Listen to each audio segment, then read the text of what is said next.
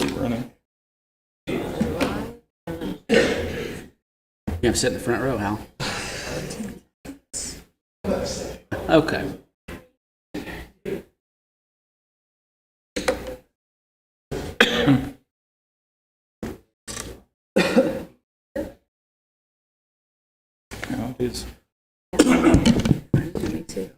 Good evening. This is Mayor's Agenda, City of Hannibal, Tuesday, October 3rd, 2023. We're in the council chambers. Ask the clerk to call the roll. Mayor Pro Tem Dobson. Here. Councilman Franke. Present. Councilman Phillips. Here. Councilman Welch. Here. Councilman Beach. Here. And Councilman McCoy. Here. There being a quorum present, I'll call the meeting to order.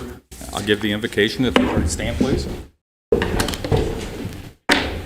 God of wisdom, we seek your help today. Come and let your wisdom fall upon us. O Lord, we gather for this meeting. Give us clarity so that we can effectively tackle each part of today's agenda. Reveal problem areas and show us the best solution that will apply. Point our eyes to every positive outcome since our last meeting and let those favorable results and developments encourage every heart in this room. Dear God, help us apply your wisdom as we decide on certain matters and make plans. This we pray in Jesus' name. Amen. Councilman Beach, would you let us in the pledge, please? I pledge allegiance to the flag of the United States of America and to the republic for which it stands, one nation, under God, indivisible, with liberty and justice for all. Thank you.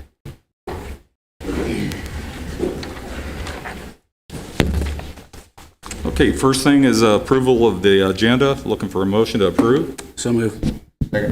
Any discussion on the agenda? All those in favor say aye. Aye. Those opposed? Motion carries. Approval of payroll and claims, second half of September 2023. Looking for a motion to approve. So moved. Second. Any discussion on payroll and claims? All those in favor say aye. Aye. Those opposed? Motion carries. Mr. Nolan, Hannibal Public Schools, a request for street closures for the homecoming parade, Wednesday, October 11th, 5:15 to 6:45. Yes, sir. Please come. Hello, I'm Jason Nolan, principal at the high school. As you heard, homecoming is the week of October 14th, but on the 11th, we're asking for barricades on Broadway and Maple, Broadway and 10th through 4th, and then also requesting street closure for Broadway and East, and Grand to East bound traffic starting at 5:15. The parade will start promptly at 6 o'clock. Everything's on file. All departments have answered. Okay. Insurance on file? Everything's ready? Make a motion. From the council? Mr. Nolan? Sorry. I'll make a motion to approve. Second. Any further discussion? All those in favor say aye. Aye. Those opposed? Motion carries. Thank you. Thank you. Thank you.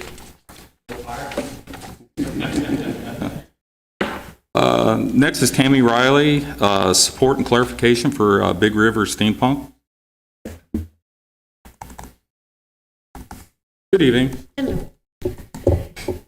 I am here tonight to ask for support for the Big River Steampunk Festival. As most everyone knows, Big River just finished its 9th year. In all 9 years of the festival, it has always been a for-profit. The reason I know this is the previous owner told me, and the fact that you can't sell a nonprofit. A friend of mine recently said that if you don't stand up for what is being said against you, people will eventually start believing. Big River Steampunk provides a service to Hannibal and the area. As most for-profit businesses provide a service year-round, Big River supports and provides a service 4 days a year. While the other festivals in town are nonprofit, they still hope to make a profit to benefit the nonprofit that they support.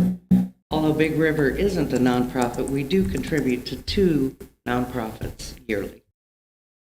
Regarding several businesses being upset with the festival, I have heard no negative comments, but welcome any discussion with anyone who has issues to contact me. Big River Steampunk here is not here to disrupt this town or any business owner.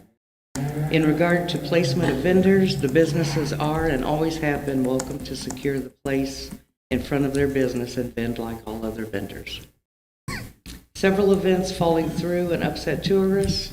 During my tenure at Big River, We have had one event, which was my first year, that had to be moved because the business owner said that their roof had started leaking. As for tourists demanding refunds from businesses, that's ludicrous because the businesses rent the venue to Big River, and we have people on hand to take tickets and oversee the event. If there was an issue, the business owner would surely direct them to the people that we have on site. As venues giving their space to Big River for free, that has never happened. I honestly wish it would, but it hasn't. We rent the venues and we pay for the spaces. 2 years ago, when I asked for street closures, I asked for them to be at 10 a.m. on Friday. The police were on site at 8:30 a.m. and called the street department to put the closures up early, as there were already festival goers showing up. This year, I asked for the street closures to happen at 8 a.m. to protect everyone from the traffic on the street. That's an extra 2 hours more than the festival usually runs. And again, the festival does not wish to cause issues with anyone. In fact, the previous owners were given the Pathfinder Award in 2017 for bringing a successful niche market to the community, which in 2017 brought in an economic impact of over $1 million. That was 6 years ago. Imagine what the festival brings now. We want to continue to provide a festival to the best of our abilities and to serve people from all over the country. We have people who attend from Canada, Alaska, and Mexico, and all areas in between. And if anyone has any concerns, issues, ideas, I welcome them. There is a phone number on the website. Please call, set up a meeting. We'll get together and talk about anything that you would like to regarding steampunk. We are excited and already planning for next year, which will be the 10th anniversary. And we look forward to it being the best year ever. I do have letters of support for the festival that I'd like to give.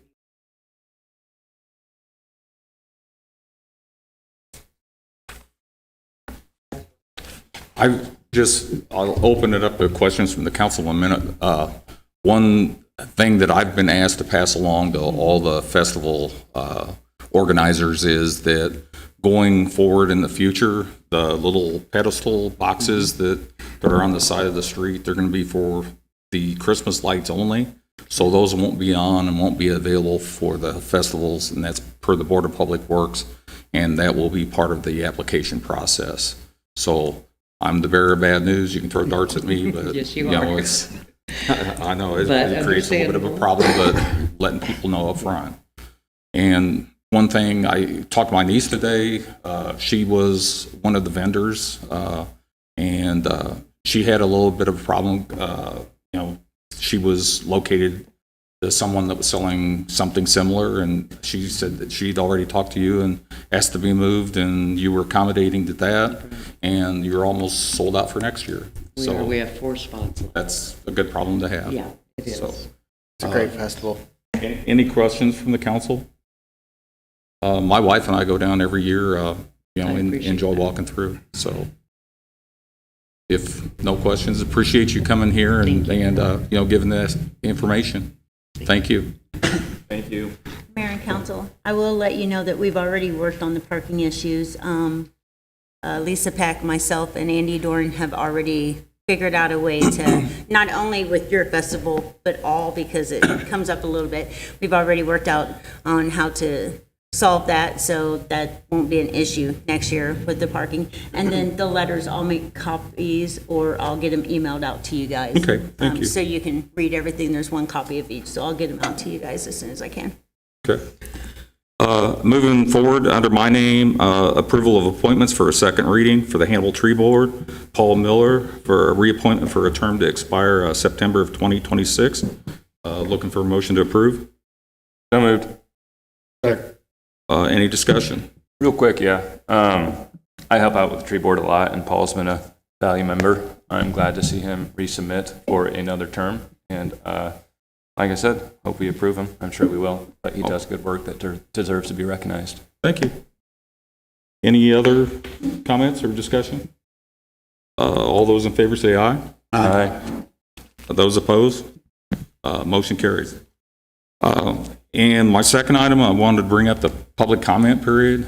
We've been doing this for 8 months now, and for 8 months, there's been a paper out there to sign up for public comment. and no one has signed up to utilize it yet. So I just wanted to open up a discussion to see it going forward, if we wanted to continue that, or if we wanted to do away with that and start our meetings at 7. We've been 8 months with no one coming. So we're basically holding our 6:30 to now hostage. And I just don't really see any need for that. Well, I have something to say.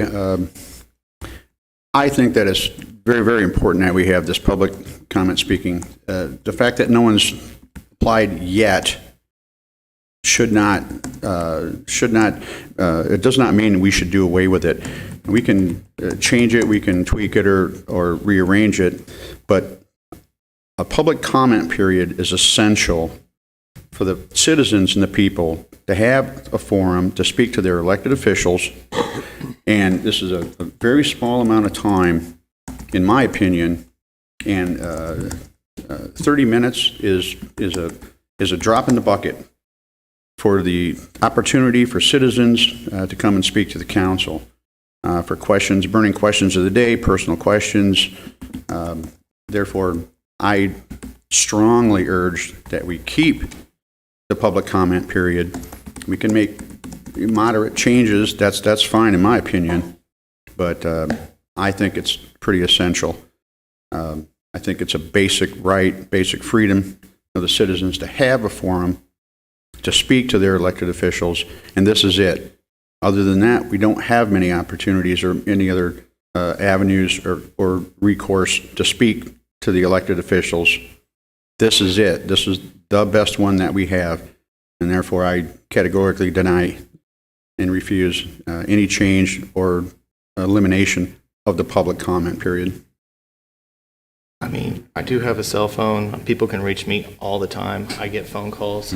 And they can come to this council and speak to the council as a whole. 8 months. We have not had a single person show up. Mayor, could I make a couple of points for you guys? Just a couple points to think about. Several issues. One, and I just noticed this the other day. The public comment section doesn't appear on the published agendas. So it's not generally available to the public at large to know that you were doing it. The folks that are here that do it all the time, they knew it was there, but other people were not. So that's one issue you've got. Second issue is you haven't been requiring people who want to make public comment appear on the public comment portion. There is a belief, I would suggest respectfully to you, that, well, I want to be on the important part of the agenda, and refusing to go on the public comment. And I would suggest to you that, in fact, you've had a lot of public comment, but it's been on your main portion of your agenda. Business portion. From a legal standpoint, I urge you to consider what Councilman Phillips said. I would have to agree that I think it's very important that you allow the public an opportunity to speak to issues.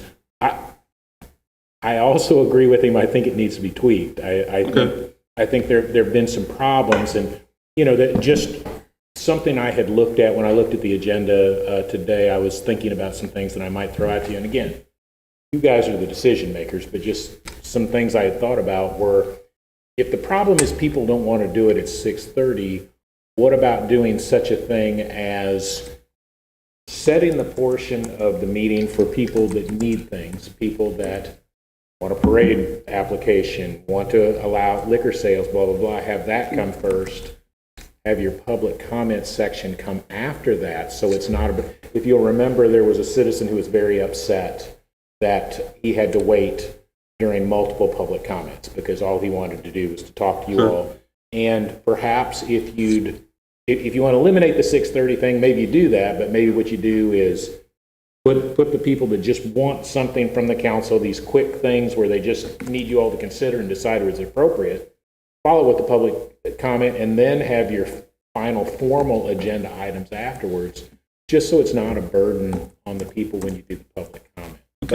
But again, my biggest concern is I don't want you to go down a path where we're accused of, or where you all are accused of not letting people speak, because I don't think that's your intent. No, not at all. I think it's just, it hasn't been working as it went, and maybe figure out a better way, and maybe set some rules. And when people really want to just do public comment, make them go to the public comment section. Don't let it become a part of your business meeting.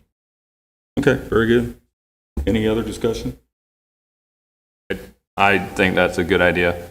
I think it's going to be rarely used anyways, so it prevents us from having to come in earlier than we might otherwise prefer. On top of that, it keeps the line of dialogue open. And for as James said, for the people who might want to come talk about a festival or a street closure, they still get the chance to, and they don't have to wait through Sure. other stuff. Sure. Okay, very good. Mike McCarg, building inspector. Lisa's filling in. Mike's on vacation. Yes, so the first item that I have is an application that we received from the owner, George Lee, to rezone the property located at 111 South 10th Street. He's requesting to rezone the property from its current E-commercial to an A1 and 2 family zoning. This will allow him to return that building to being a duplex. The Planning and Zoning Commission unanimously approved the rezoning at its September 21st meeting and recommended it be sent to the council for final approval. Okay, that's bill number 23-030 to follow. Next item. Next item is an application has been received to vacate the undeveloped portion of Shoto between Valley and Union. The Planning and Zoning Commission held their public hearing on Thursday, September 21st at 4 p.m. The Department of Public Works is requesting the council to set their public hearing date for Tuesday, November 7th, 2023 at 6:15 p.m. And that is the remainder of an alley that a portion was vacated at an earlier time. Okay, I need a motion to approve setting a public hearing for Tuesday, November the 7th, 2023 at 6:15 p.m. Second. Any discussion? All those in favor say aye. Aye. Those opposed? Motion carries. Ryan Nyson, Fire Chief, Hannibal Fire Department, several items.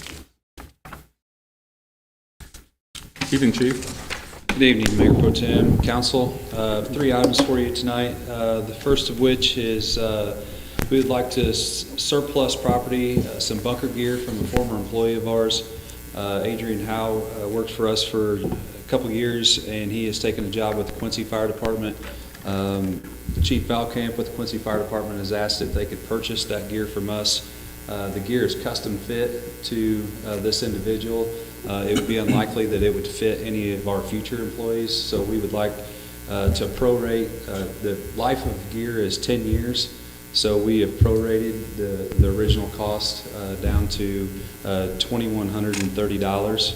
I'm asking the council to declare the bunker gear surplus property and be sold to the Quincy Fire Department. Nice to see Hannibal and Quincy working together. Well, I wish they would quit taking our employees. Yeah. I'm with you on that. Okay. Looking for a motion to approve. So move. Second. Okay, any discussion?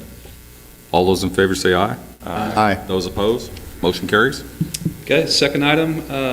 Recently, I approached the local 1211 firefighters union about amending Appendix B promotional guidelines in the union contract. Where we have gotten with our turnover, kind of ties into losing employees, we've reached the point where we have promotional slots that are open, but we don't have someone eligible to take the test. So we are waiting until one individual reaches their anniversary date, and then we're testing them individually. This is something that's kind of come up in the last 3 to 5 years for us. Normally in the past, it's something that we would have had several applicants testing against each other in a competitive environment. This has kind of become non-competitive, especially for the engineers promotion. To do the first step in the promotional process is a written test. For at least a couple decades, we've been using a third party to test these individuals. We just did a test recently where we tested one individual. The test cost $885 to test this one individual.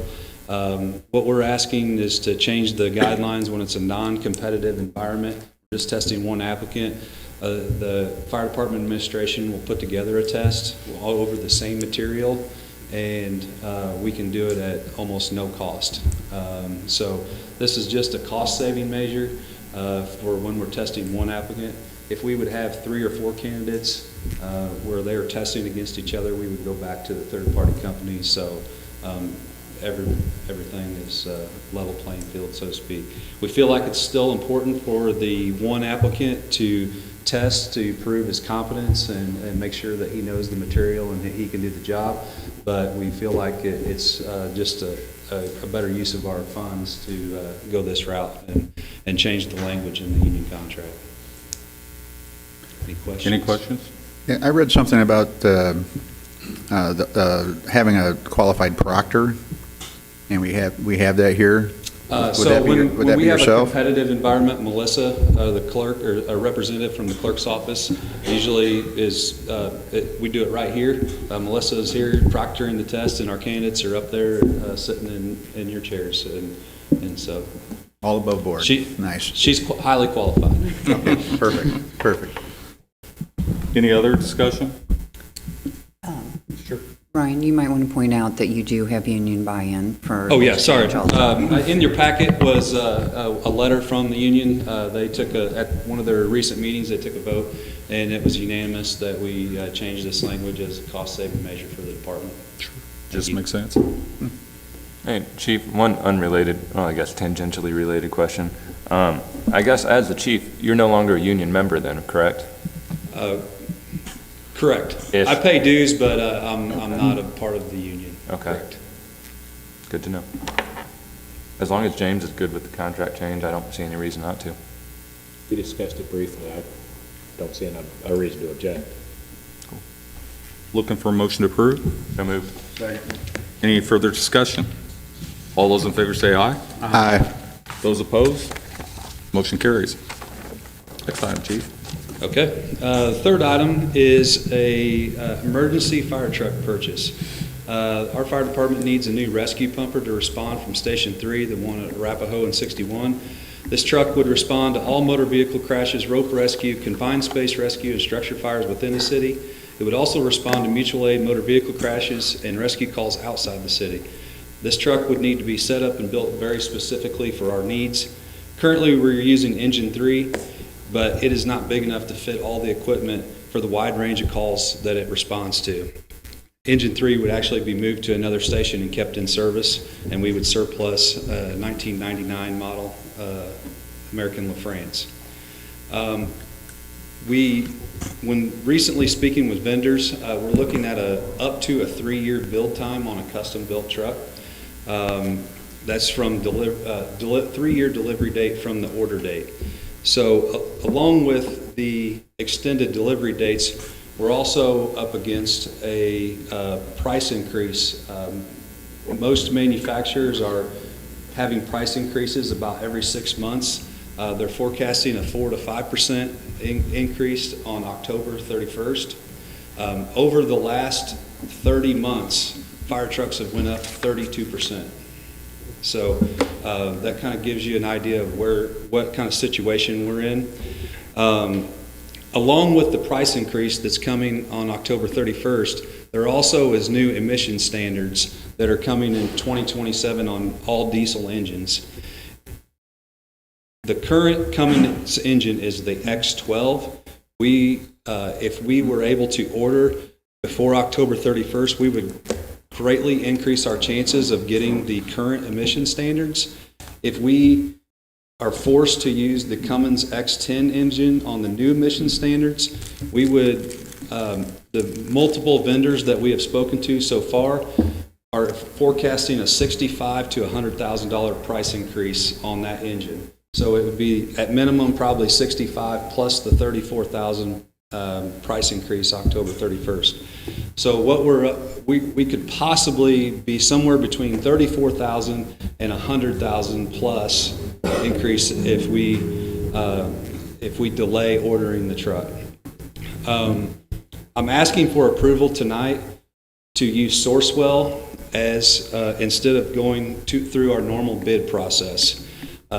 Sourcewell is a national company that develops and requests for proposals on competitive solicitations that meet or exceed local requirements. Sourcewell currently has an RFP with E1 for fire apparatus. There is no fee to use Sourcewell, and by using Sourcewell, we'd be able to order the truck prior to October 31st price increase, as well as dramatically increase our chances of not having to go with the new emission standards.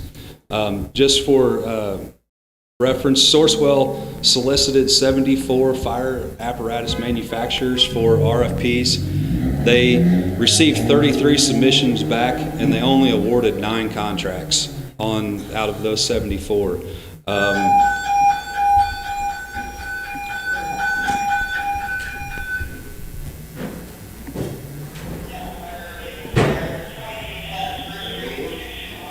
This truck would go to that call. Yeah. So they were only awarded 9 of these contracts. They do have a contract with E1, which is the manufacturer that we would be wanting to go with. So E1 offers 4% back if you make any down payments. I've reached out to a couple financing options. The current best financing option would be 4.95 over 10 years. I've spoken with the city manager and the finance director, and we are all in agreement that we think we would be best to hold off and wait on any kind of financing to see what interest rates would do. We don't have to pay anything until the truck leaves the factory and goes to the dealer. So you're looking at sometime in 2026 before we are required to pay anything on this.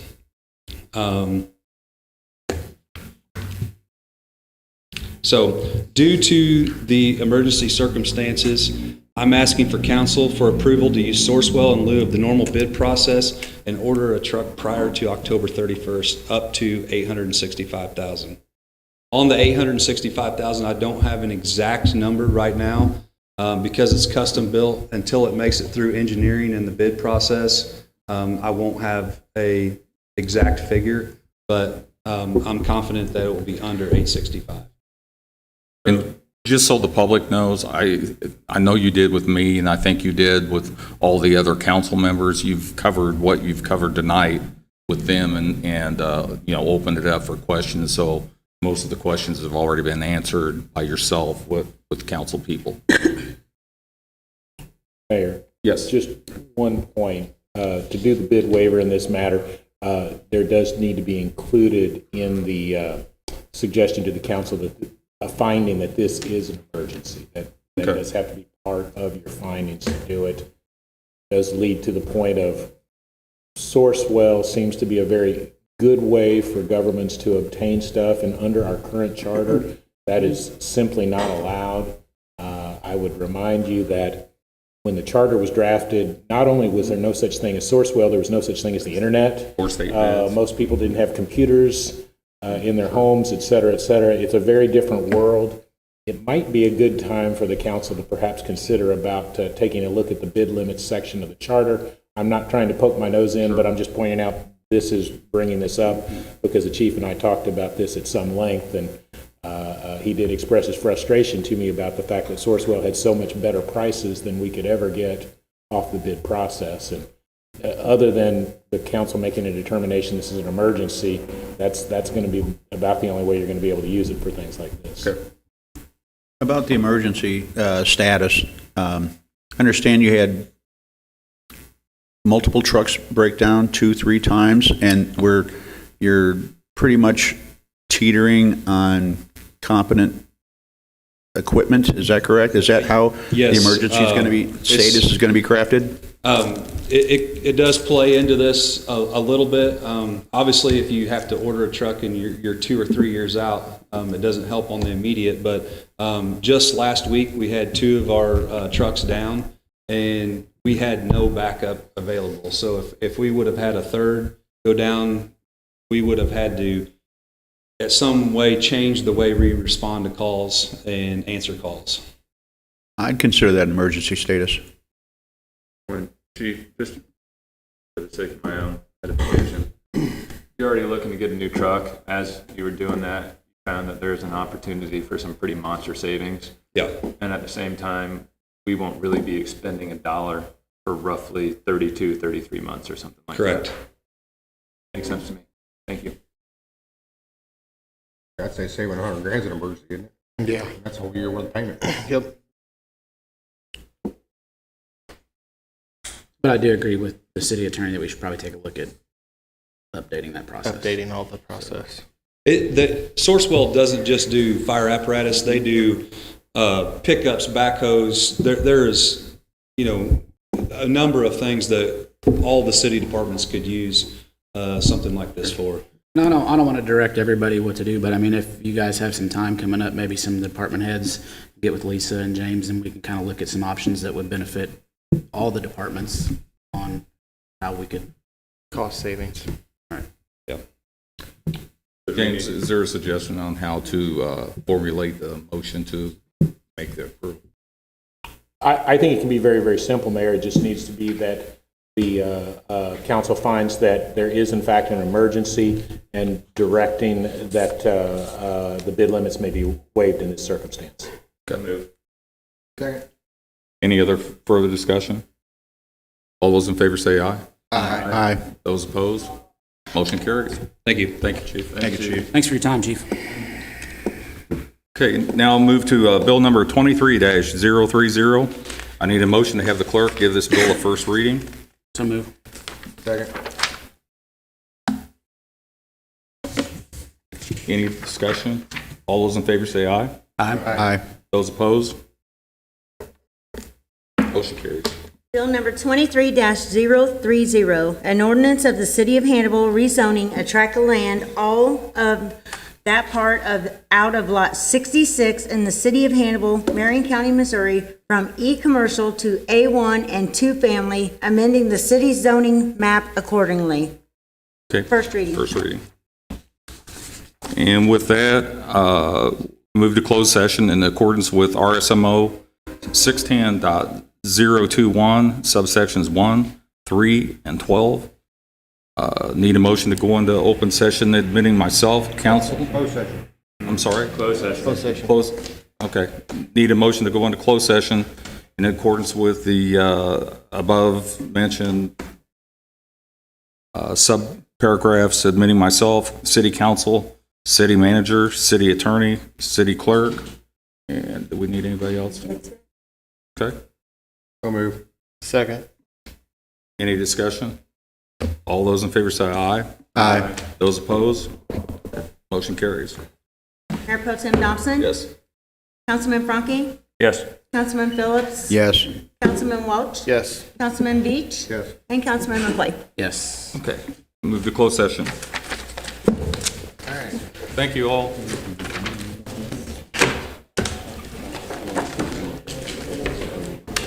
Smoke one or get one up? Just get it over with.